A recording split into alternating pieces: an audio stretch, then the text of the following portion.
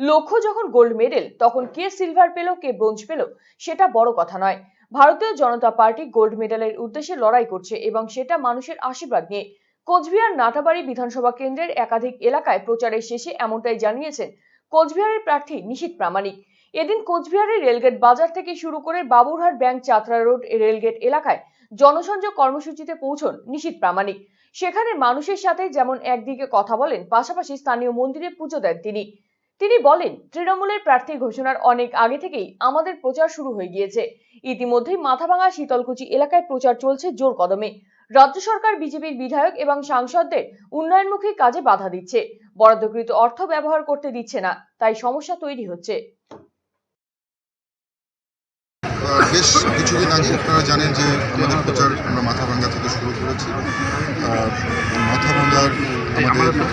মাথাভাঙ্গার পর থেকে শুরু করে শীতলকুচি বিধানসভা কমপ্লিট করে সেটার কিছু জায়গায় আমাদের প্রোগ্রাম হয়েছে।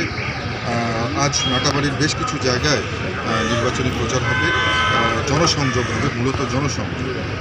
এবং এই জনসংযোগ যাত্রার মাধ্যমে আমরা মানুষের কাছে গিয়ে মোদিজির যে উন্নয়নের খতিয়ান সেটা আমরা দেখছি এবং সাধারণ মানুষ যথেষ্ট উচ্ছ্বাসিত এবং যখনই যেখানে গিয়েছি মানুষ দুহাত করে আশীর্বাদ করছে।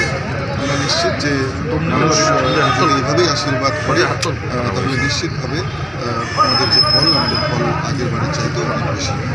দেখুন, ধরুন একটা অলিম্পিকের রেসে যখন যাবেন বা আপনাকে যদি পাঠানো, তখন আপনার টার্গেট নিশ্চয়ই থাকবে গোল্ড মেডেল। সিলভার মেডেল কে পাবে,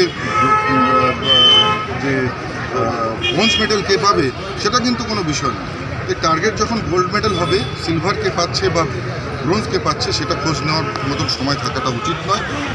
নিশ্চিতভাবে মানুষ যদি আশীর্বাদ করে এই যে বলবো এই অলিম্পিকে, এই নির্বাচনের মতন অলিম্পিকে, এখানে জনতা জনার্দনই হচ্ছে গণদেবতা, তাদের আশীর্বাদই শেষ কথা বলে এবং নিশ্চিতভাবে সাধারণ মানুষ যদি আশীর্বাদ করে তাহলে নিশ্চিতভাবে কুচবিহার জেলায় যে ফল আমাদের এর আগে হয়েছিল তার চাইতেও ভালো রেজাল্ট হবে। অর্জুন সিং বলেছে দল বিশ্বাসঘাতকতা করলো। এবং তৃণমূল কংগ্রেস দলটাই বিশ্বাসঘাতক। অনেক যোগ্য লোকেদের তারা সম্মান দেয়নি এবং এখনও তাই করে যাচ্ছে। এবং আমি নিশ্চিতভাবে বলবো যে তৃণমূল কংগ্রেস যোগ্য লোকেদের সম্মান না দেওয়ার কারণেই এই দলটা একদিন শেষ হয়ে যায়। দেখুন, মূলত আমরা যে মোদিজি যে উন্নয়নের কর্মযজ্ঞ করছে এবং সাধারণ মানুষ গরিব থেকে শুরু করে খেটে খাওয়া কিষাণ মজদুর সবাই সেই মাননীয় মোদিজির প্রকল্পের মাধ্যমে যে সুবিধাগুলো পাচ্ছে আমরা সেগুলো মানুষের সামনে তুলে ধরছি এবং মানুষও যথেষ্ট উচ্ছ্বাসিত।